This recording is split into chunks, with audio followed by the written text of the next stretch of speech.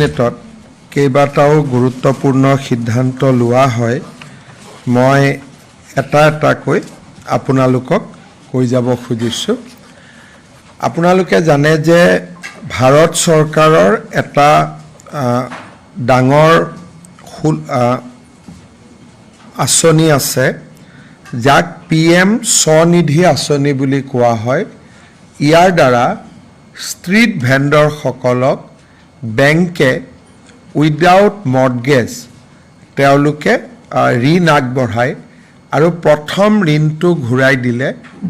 দ্বিতীয় ঋণটো অটোমেটিক্যালি বেংকে দিয়ে এই PM স্বনিধিখন আগতে অকল মিউনিচিপালিটি এৰিয়াত আছিলে আজি ৰাজ্য চৰকাৰে আমাৰ সেন্সাস টাউন বিলাকলৈকেও এক্সটেন্ড কৰাৰ বাবে সিদ্ধান্ত গ্ৰহণ কৰে ইয়াৰ ফলত গাঁও পঞ্চায়ত বিভিন্ন গাঁও পঞ্চায়ত অঞ্চলতো PM স্বনিধি আঁচনি এতিয়াৰ পৰা উপলব্ধ হ'ব আজি কেবিনেটে গুৱাহাটীৰ south east Guwahati water supply project যেটো নুনমাটি অঞ্চলত আমাৰ জল বোৰ্ডৰ স্কিমটো নুনমাটি আদি অঞ্চলত যোৱা গৈ নাছিলে আজি 1367 কোটি টকাৰ অনুমোদন জনাই south east Guwahati water supply project গুৱাহাটীৰ অৱশিষ্ট অঞ্চলত পানীৰ যোগান ধৰাৰ বাবে আৰু এই কামটো লাৰ্সন এণ্ড টাৰ্বো কোম্পানীকো দিয়াৰ বাবে কেবিনেটে সিদ্ধান্ত গ্ৰহণ কৰে আজি এটা কেবিনেটে গুৰুত্বপূৰ্ণ সিদ্ধান্ত লৈছে আপোনালোকক মই অকণমান বুজাই দিব খুজিম আমাৰ অসমত চৰকাৰে যিমান মেডিকেল কলেজ বনাইছে এতিয়ালৈকে ধুবুৰীত ধুবুৰী মেডিকেল কলেজ গুৱাহাটীত গুৱাহাটী মেডিকেল কলেজ শিলচৰত শিলচৰ মেডিকেল কলেজ বিশ্বনাথত বিশ্বনাথ মেডিকেল কলেজ বঙাইগাঁৱত বঙাইগাঁও মেডিকেল কলেজ কিন্তু বৰপেটা মেডিকেল কলেজখন ফকৰুদ্দিন আলী আহমেদ মেডিকেল কলেজ নামেৰে নামাকৰণ কৰা হৈছিল যিটো আমাৰ বাকি মেডিকেল কলেজ কেখনৰ লগত মিল নাখায় আৰু হেহে বহুত ক্ষেত্ৰত এইখন প্ৰাইভেট মেডিকেল কলেজ নেকি বুলি আমি বহু প্ৰশ্নৰ উত্তৰ দিবলগীয়া হয় সেইবাবে আজি কেবিনেটে ফকৰুদ্দিন আলী আহমেদ মেডিকেল কলেজৰ নামটো পৰিৱৰ্তন কৰি বৰপেটা মেডিকেল কলেজ এণ্ড হস্পিটাললৈ ৰূপান্তৰ কৰে এতিয়াৰ পৰা ফকৰুদ্দিন আলী আহমেদ মেডিকেল কলেজখনক বৰপেটা মেডিকেল কলেজ হিচাপে নামাঙ্কিত কৰা হ'ব কিন্তু যেহেতু ফকৰুদ্দিন আলী আহমেদ ভাৰতৰ ৰাষ্ট্ৰপতি আছিল আৰু অসমৰ পৰা তেওঁই প্ৰথম ভাৰতৰ ৰাষ্ট্ৰপতি হৈছিল গতিকে তেখেতৰ নামত একে ধৰণৰ সন্মানীয় বা তাতোকৈ বেছিকৈ সন্মানীয় আন এটা অনুষ্ঠান বা শিক্ষানুষ্ঠানে হওক বা সাংস্কৃতিক অনুষ্ঠানে হওক ফকৰুদ্দিন আলী আহমেদৰ নামত নামাঙ্কিত কৰিবলৈ কেবিনেটে সিদ্ধান্ত লৈছে কি কৰিম হেতু আমি সিদ্ধান্ত আজিয়ে লোৱা নাই কিন্তু বৰপেটা মেডিকেল কলেজখনৰ নাম বৰপেটা মেডিকেল কলেজ হ'ব আৰু আমি সুকিয়াভাৱে ফকৰুদ্দিন আলী আহমেদৰ স্মৃতি জীয়াই ৰখাৰ বাবে আমি প্ৰচেষ্টা হাতত ল'ম আজি কেবিনেটে মিচিং সমাজৰ উৎসৱ আলি আই লিগাঙক ৰাজ্যিক বন্ধৰ বাবে স্বীকৃতি দিছে এতিয়াৰ পৰা আলি আই লিগাং ৰাজ্যিক বন্ধ হিচাপে স্বীকৃতি পাব আমাৰ কেবিনেটে মিছন বসুন্ধৰাত আজিও বহুকেইটা মাটি আবণ্টন কৰে তাৰ বিষয়ে মই আপোনালোকক ডিটেইলছত নকওঁ কাৰণ আপোনালোকে আমাৰ প্ৰেছ ৰিলিজত পাব আজি কেবিনেটে আমাৰ জুবিন সমাধি ক্ষেত্ৰ বা জুবিন ক্ষেত্ৰৰ 10 বিঘা মাটিত সমাধি ক্ষেত্ৰ নিৰ্মাণৰ বাবে সাংস্কৃতিক ডিপাৰ্টমেণ্টক এই মাটিটো এলট কৰে আগতে কাৰ নামত মাটিটো এলট কৰিম তাকে লৈ কনফিউজন আছিলে এতিয়া ৰাজ্য চৰকাৰে যেনেকৈ ভূপেন হাজৰিকা সমাধি ক্ষেত্ৰ কালচাৰেল এফেয়াৰ্ছ ডিপাৰ্টমেণ্টৰ নামত আছে এই মাটিখিনিও কালচাৰেল এফেয়াৰ্ছ ডিপাৰ্টমেণ্টক দিয়াৰ বাবে সিদ্ধান্ত লয় আৰু এতিয়াৰ পৰাই জুবিন সমাধি ক্ষেত্ৰ বা জুবিন ক্ষেত্ৰৰ আনুষ্ঠানিক দায়িত্ব ৰাজ্যৰ সাংস্কৃতিক পৰিক্ৰমা ডিপাৰ্টমেণ্টৰ হাতলৈ হস্তান্তৰিত হ'ল আজি আমাৰ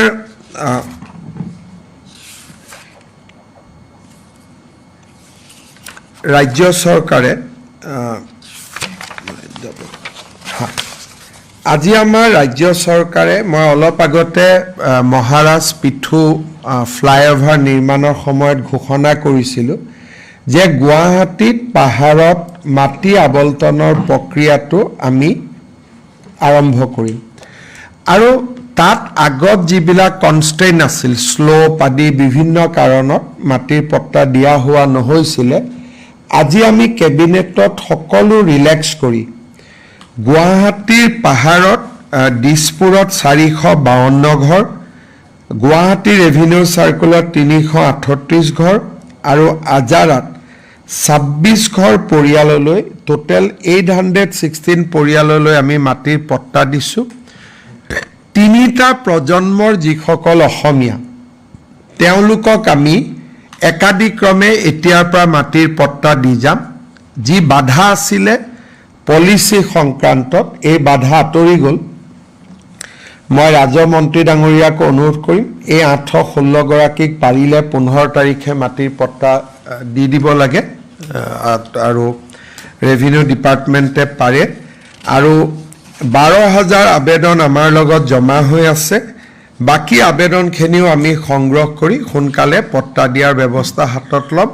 কিন্তু তিনিটা জেনেৰেশ্যনৰ অসমীয়া হ'ব লাগিব এইটো নহয় যে গুৱাহাটীৰ হ'ব লাগে বজালীৰ হওক বৰপেটাৰ হওক নলবাৰীৰ হওক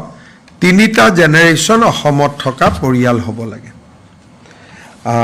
এইটো এটা আজি আমাৰ ডাঙৰ সিদ্ধান্ত এটা লোৱা হয়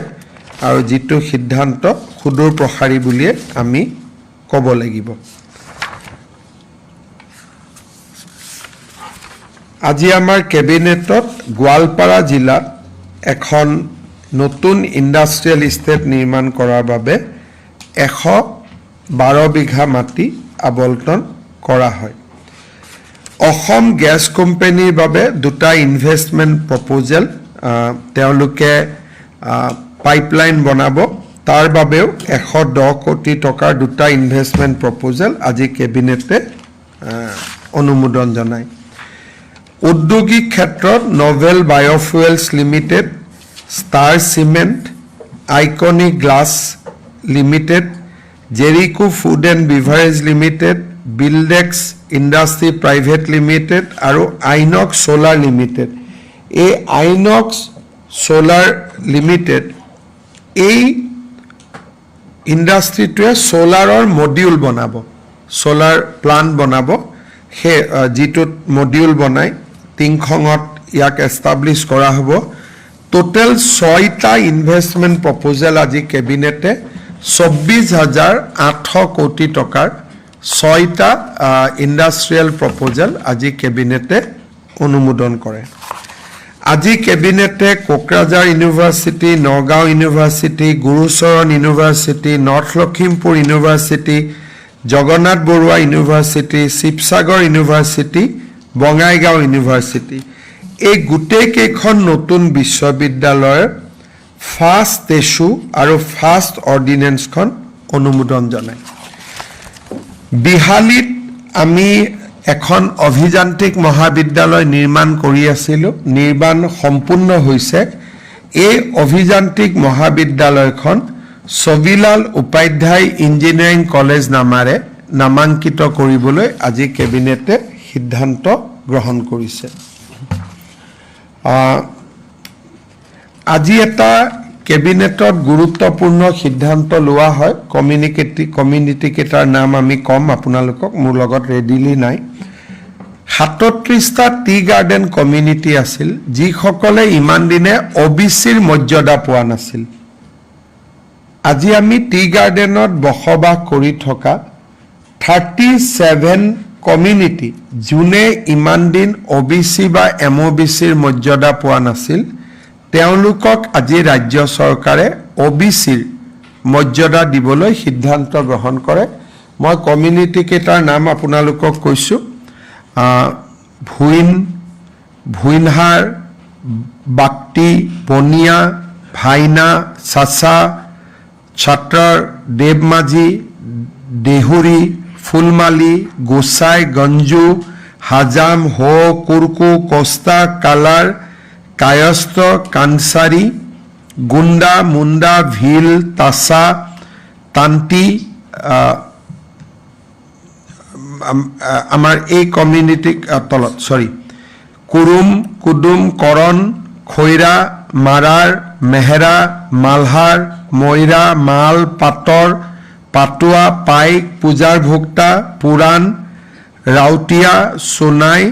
টংলা উজিৰ এই গোটেইকেইটা কমিউনিটি কোনোবা নহয় কোনোবা কমিউনিটিৰ সাবকাষ্ট হিচাপে আছিলে কোনোবা কমিউনিটি কুৰ্মীৰ সাবকাষ্ট কোনোবা কমিউনিটি তাছাৰ সাবকাষ্ট আছিলে আজি আমি ইন্ডিপেন্ডেন্টলি স্বতন্ত্ৰভাৱে তেওঁলোকক আজি আমি OBCৰ মৰ্যাদা দিয়াৰ সিদ্ধান্ত গ্ৰহণ কৰোঁ আজি কেবিনেটে আমাৰ অসমত শিডিউল কাষ্ট ডেভেলপমেন্ট কাউন্সিল এখন নিৰ্মাণৰ বাবেও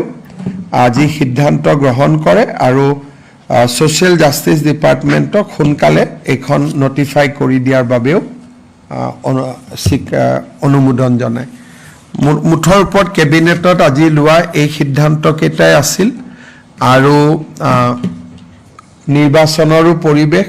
হয়তো ৰাজ্য চৰকাৰৰ এইখনেই মডেল কোড অফ কণ্ডাক্টৰ আগতে শেষ কেবিনেট হ'বও পাৰে কিন্তু যদি নিৰ্বাচন বিহুৰ পিছলৈকে যায় তেতিয়ালে ডেফিনেটলি আৰু কেবিনেট বৈঠক হ'ব কিন্তু যদি নিৰ্বাচন বিহুৰ আগত হয় তেতিয়ালে এইখনে শেষ কেবিনেট বৈঠক হ'ব আৰু মোটামুটি আমাৰ হাতত যিমান দায়িত্ব আছিল আমি গোটেইবোৰ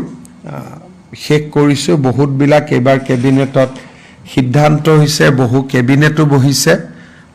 কোনোবা এটা দিন আপোনালোকক আমাৰ যোৱা 5 বছৰত হোৱা গোটেই কেবিনেটৰ সম্পূৰ্ণ কি ধৰণে আমি কিমান কাম কৰিলো কি নকৰিলো কেতিয়াবা লগ পালে আমি ভালকৈ কথা পাতিম কিবা খুদিবলগীয়া আছে যদি খুদিব পাৰে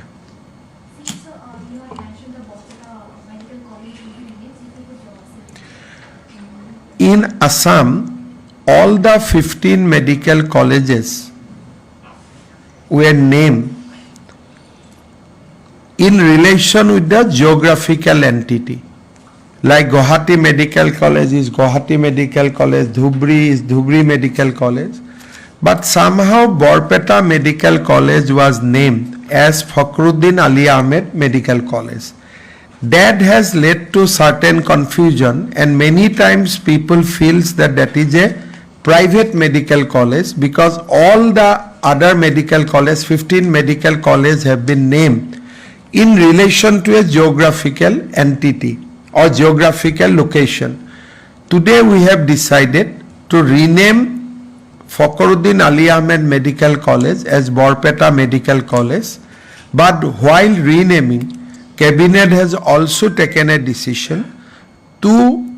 name another institution befitting to the stature of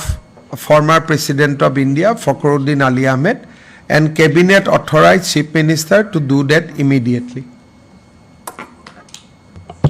Mr. Chief Minister, if you can also brief about the upcoming visit of the Prime Minister and Union Home Minister. Honorable Prime Minister will come to Assam with a two-day visit, two-day programs. First, he will arrive in Kokrajhar and he will dedicate various projects to the nation from Kokrajhar. There are few specific projects of Kokrajhar which will also will be either inaugurated or foundation stone will be laid by Honorable Prime Minister. 13 evening he will come to Guwahati and he will release one installment of Kisan Samman Nidhi from Guwahati itself. But the highlight of the visit will be the distribution of land pattas to tea garden community. Tea garden communities are living in Assam for last 200 years, but they have not got land rights till today. So, the first land patta or land rights certificate will be given by Honorable Prime Minister to a deserving tea garden workers.